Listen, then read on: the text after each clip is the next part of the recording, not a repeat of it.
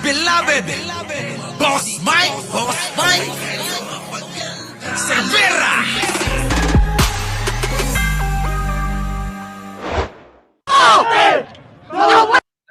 Nakita nyo? Talagang nagwawala. Akala mo ano? Akala mo nasasapian ng 13 demonyo? Sige ate, bana. Waho kayo! Yan o, kita mo yung itsura o. Parang sinapian ng aling ng 13 demonyo. Ate, sige, bana. Wawa kayo! Nakikiusap po tayo para sa lahat! Mga Pilipino po tayong lahat! Mga demonyo! Nakikiusap po kami sa inyo, mga kapulisan! Nakikiusap po kami sa inyo! Lahat tayo Pilipino! Wala tayong pwedeng tingnan kulay sa ngayon! Iisa tayo! Mali na po ang ginagawa sa atin! Kita nyo mga kababayan, papiling victim na. Mali na daw po ginagawa, pero yung ginagawa nila hindi nila nakita. Baka nakakalimutan nila na wala namang ibang nagumpisa kundi si Duterte at mga kayo. Kayo nagumpisa ng kaguluhan na to. Kaya wag niyong mag-ibibintang sa iba yung katarantaduhan nyo.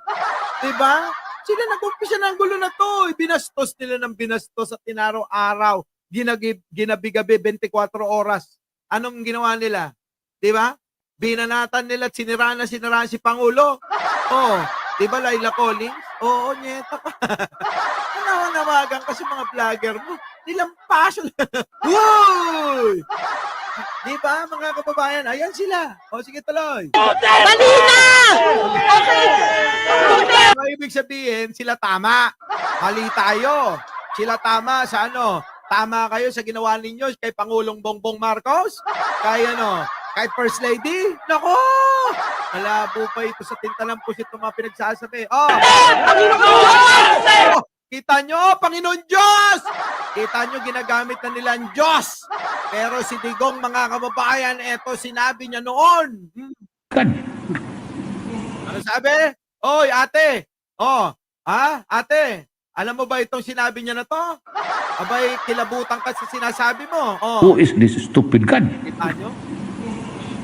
Stupido talaga itong putang kung ganun. Kita nyo? You created something perfect and then you think of an event that would tempt and destroy the quality of your work. How can you rationalize a God? Maniwala? Maniwala ka? Kaya sabi ko siya, maniwala niyang. So tayo ngayon,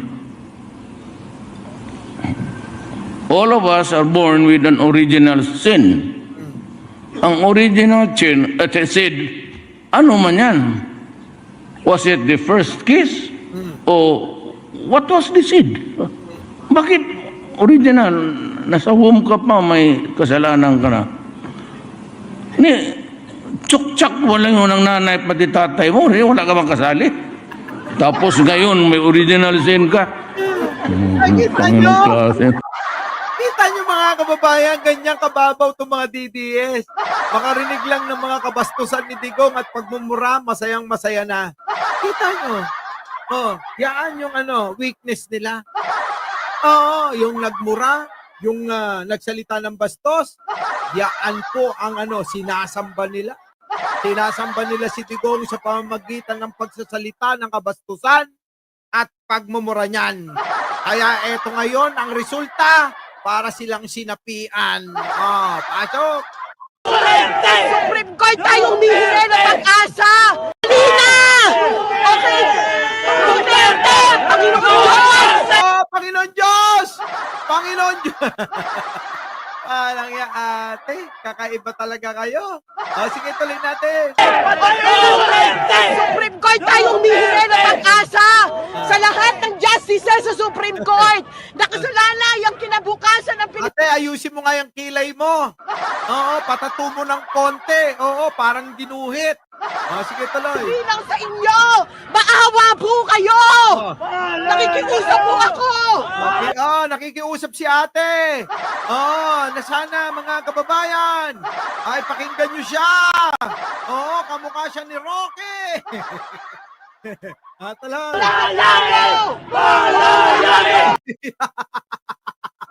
Palalayain! Bakit palalayain? Alam niya kayo, natapos kayong gumawa ng kalokohan, papalayain lang gusto ninyo. Aba, matindi. Hindi naman pwede yan. Ganun-ganun na lang. Sige, tuloy. Palayain! Palayain! Palayain! Ano? Sabi ko sa inyo, yung mga vlogger, habang sumisigaw kayo, pinagkakakitaan kayo ng mga yan. Yan lang yung gusto nila dyan. Kaya sabi ni Roque, mga vlogger, panawagan nyo sa mga followers din yung mga utot, mga mangmang, at mga tanga. Pumunto sa Linang EDSA para may content kayo. Di ba? Yan ang gusto nila mga kababayan. May content sila, ganun. Eto na po. Marami na pong taong sumisigaw dito. Sige, tuloy. Kita niyo.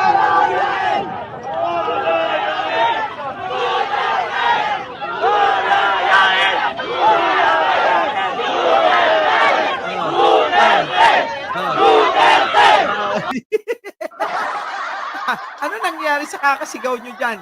Di ba? Hindi rin umubra at nilipad pa rin si Duterte. Saan? Sa Netherlands? Wala rin naman nangyari. Yung kasisigaw nila dyan, nahadlangan nyo ba? Nahadlangan nyo ba yung pagbiyahe sa kanya? Hindi ba't hindi? Wala kayong nagawa. Bakit? Kasi alam naman ni Duterte na may pagkakasala siya. Ako, mga kababayan, sige tuloy.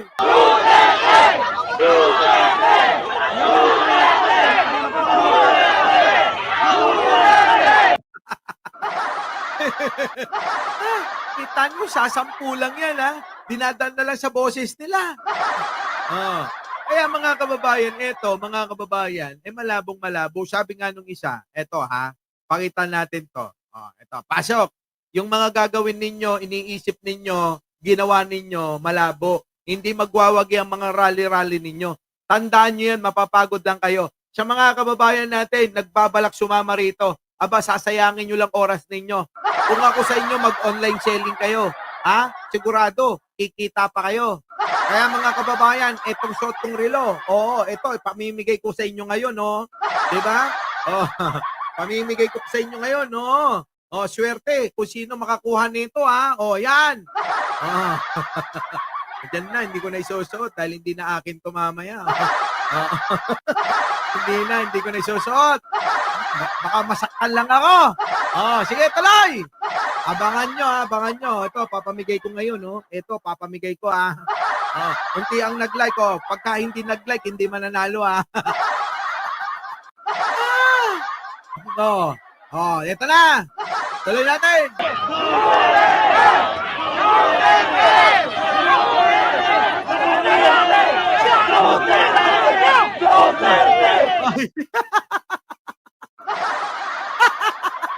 Si ate, kulang na lang.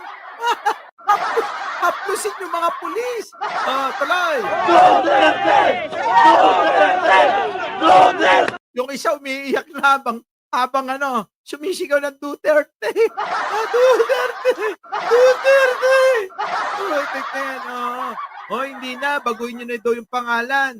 Duterte na daw. Duterte! Yan na yung bago ngayon na pangalan ni Duterte. Duterte! Yun na yun.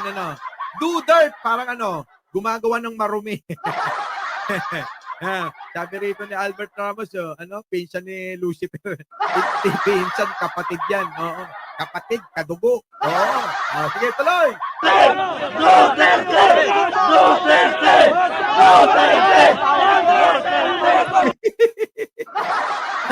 Ako, alam niyo sa totoo lang, naaawa ako sa mga yan. Naaawa ako. Ewan ko ba bakit naaawa ako sa kanila. Nakakaramdam ako ng konting kirot. Kasi mga kababayan, nauuto sila ng mga vlogger nila eh. Oh, di ba? Nanguuto, mga kababayan. Eh, ewan ko ba sa mga yan? Mine, relo. Anong mine? Mine agad? Ito, naku, kaganda nito. Totoo nga. Ganda nito, mga kababayan. Ito yung pararatingin ko na gusto ko, magnegosyo ng sarili kong brand ng relo. Dapat ganun. Di ba?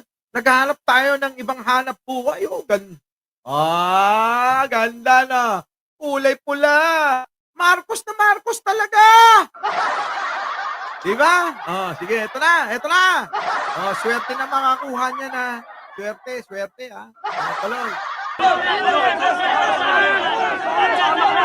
Oh, ngayon, mga kababayan, pakita natin. Alam nyo, kahit na anong gawin ninyo, kahit na ano pa, ang gawin ninyong pagraralit, pagsisigaw, malabo. Malabo na maagaw nyo ang pwesto ni Pangulo. Yung mapapauwi, panawagan ninyo, si Digong, hindi na mangyayari. Tandaan nyo yan, itagaan nyo sa ulo ni Bato, hindi na mangyayari kailanman na mapapauwi nyo pa si Digong ng buhay. Totoo yan. Oo. Our beloved Boss Mike